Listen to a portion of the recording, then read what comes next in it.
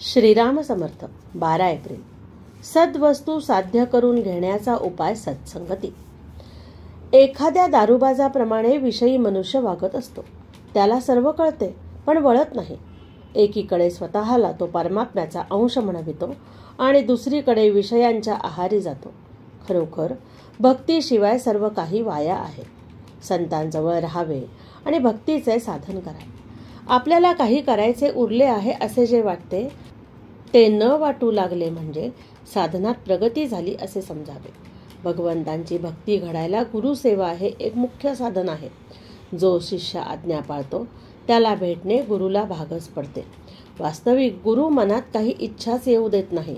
म्हणून कामधेनूपेक्षाही गुरु श्रेष्ठ आहे. अत्यंत तळमळीशिवाय भगवंताचा योग शक्य नाही. संत समागम प्रारब्धाने होतो, पण समरीतीने जाता आले तर खरा समागम घडतो.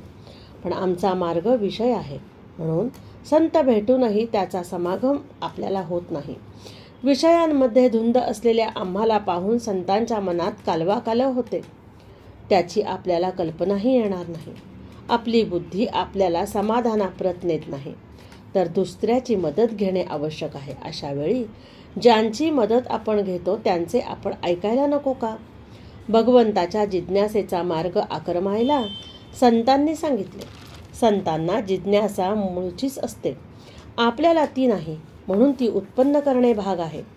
काही केल्याशिवायच सद्वस्तू साध्य करून घेण्याचा उपाय म्हणजे सत्संगती हा होय. सत्संगती अति अपूर्व काम करणारी आहे. ज्याचे भाग्य थोर असेल त्यालाच ती लाभेल. एखादा मनुष्य भोवऱ्यात सापडला तर त्याला बाहेर काढण्याचे 2 मार्ग आहेत. एक मार्ग असा, दुसऱ्या चांगल्या पोहणाऱ्याने त्या भोवऱ्यात उडी मारून तो फोडायचा आणि बुडत्याला बाहेर ओढून काढायचे, पण यासाठी शक्ती फार लागते. दुसरा मार्ग असा की आपणच भोवऱ्यामध्ये बुडी मारून तळाशी जायचे आणि खालून बाहेर निघायचे. विद्वत्ता ही भोवऱ्यासारखी आहे. वरवर पाणी फिरत असले तरी तळाशी ते संथ असते. तसे जे लोक वरवर विद्या शिकतात ते वादाच्या आणि मतांतराच्या चक्रात सापडतात, पण ते खोल तळाशी जातात त्यांना खरे काय ते आपोआप कळते आणि ते सगळीकडे एकच असते.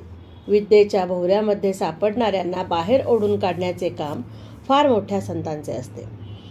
शहाण्याने त्या भानगडीत न पडावे.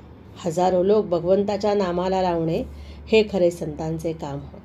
आजचे बोधवचन: कोणत्याही सत्पुरुषाची परंपरा रक्षण केली पाहिजे, त्यात आपले घुसडू नये.